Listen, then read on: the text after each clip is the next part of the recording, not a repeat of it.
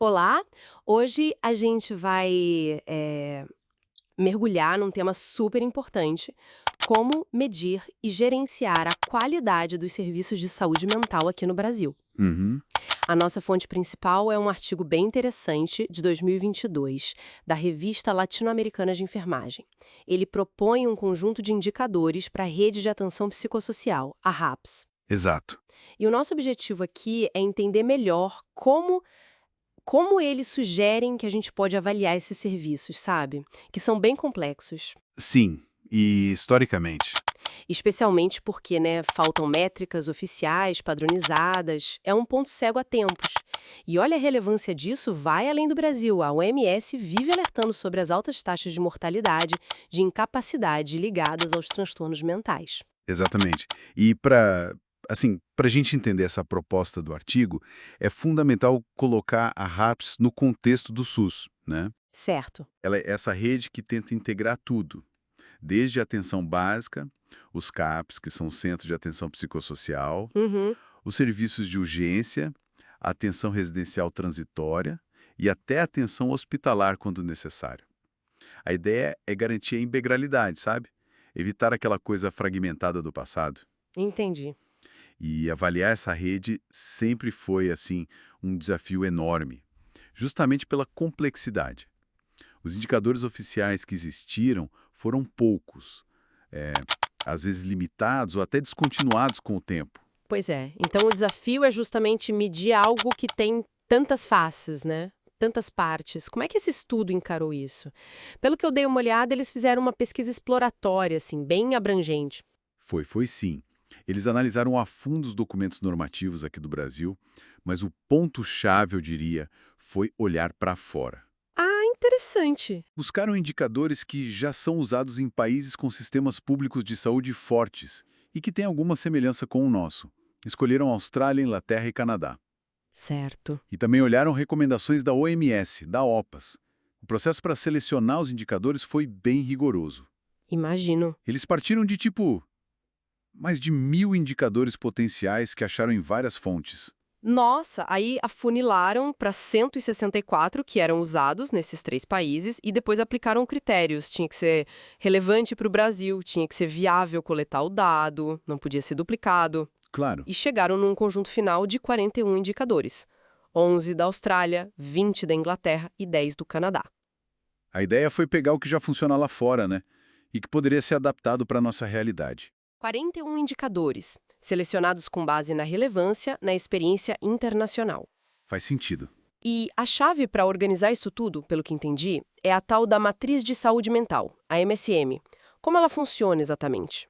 Então, o bacana da MSM é que ela cruza duas dimensões que são essenciais para analisar um sistema como a RAPS. Pensa assim, num eixo geográfico, Tá, que vai do nível nacional ou regional, aí passa pelo local e chega até o individual. E cruza isso com outro eixo, o temporal. Entrada, processo e resultados. geográfico e temporal. Isso. Essa estrutura de matriz ajuda a gente a visualizar onde e quando as coisas acontecem dentro do sistema de cuidado. Essa combinação de onde, né, a geografia, e quando, o tempo, parece mesmo uma forma poderosa de mapear essa complexidade toda. E como os 41 indicadores se encaixam aí? Então, vamos lá. Na dimensão de entrada, que foca mais nos recursos, na estrutura, Ok, os insumos. isso, os insumos, ali eles alocaram 9 indicadores. 6 são de nível nacional, por exemplo, custo médio diário de um leito psiquiátrico. 2 são de nível local, como novos casos de psicose identificados. E tem um individual também. Isso dá uma foto do que entra no sistema. Entendi. Aí, no processo, que já são 14 indicadores, o foco muda. Vai para as atividades de cuidado mesmo. O tratamento, o monitoramento, as taxas de admissão, a ação, né? Exato. Aqui tem 2 indicadores nacionais, tipo internações por transtornos devido ao uso de álcool. 11 são locais, um exemplo é readmissões hospitalares em 30 dias. E mais um individual. Isso mostra o sistema funcionando em movimento. Entendi. A entrada é a base, o processo é a ação e os resultados imagino que medem o impacto disso tudo, certo? A eficácia. Precisamente. A dimensão de resultados é a que tem mais indicadores, são 18. E ela avalia justamente a eficácia. Qual o impacto na saúde das pessoas? Na mortalidade. Uhum. Tem indicadores nacionais como taxas de suicídio, tem locais como prevalência de depressão e ansiedade, e até desfechos individuais tipo tratamento bem-sucedido para alcoolismo. Nossa, bem completo. Essa visão integrada, sabe? Da entrada até os resultados e olhando nos diferentes níveis geográficos. É isso que torna a MSM uma ferramenta com potencial assim muito útil. Permite ver não só o quadro geral, mas onde podem estar os gargalos, ou os sucessos também. Faz todo sentido. Ter esses indicadores organizados dessa forma permitiria não só um diagnóstico mais preciso da situação, mas também monitorar o desempenho dos serviços da rede toda ao longo do tempo. E isso ajudaria muito na gestão, na prática clínica. Exato, exato. Claro, o próprio estudo aponta que a MSM é uma ferramenta heurística, né? Quer dizer, ela ajuda a pensar, mas exige interpretação. Sim, não é uma fórmula mágica. Não, e a qualidade dela depende de ter dados atualizados, bem coletados. Isso é um desafio por si só. Além disso, para implementar de verdade, seria crucial analisar esses indicadores por recortes específicos, né? Gênero, idade, etnia, para entender as nuances. Com certeza. Mas a grande contribuição do estudo, eu acho, é oferecer esse ponto de partida estruturado, baseado em evidências internacionais. E que agora, claro, precisa de validação no nosso contexto no Brasil.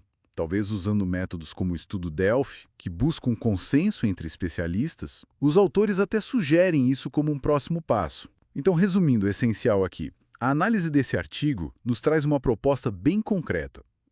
41 indicadores, escolhidos a dedo, digamos, de experiências internacionais. Uhum. E organizados por essa matriz, a MSM, que considera tempo e geografia. É uma ferramenta que parece promissora para preencher uma lacuna histórica na gestão e na avaliação da saúde mental aqui no Brasil, né? Sim, sem dúvida. E isso nos deixa com uma reflexão importante, eu acho, que vai um pouco além da gestão ou da política pública em si. Qual seria? Como que a implementação efetiva desses indicadores poderia, de fato, transformar a experiência de quem usa os serviços da RAPS no dia a dia? Como a gente pode garantir que essa medição que a gente está propondo, ou que o artigo propõe, refleta aquilo que realmente importa para a recuperação, para o bem-estar, para a autonomia das pessoas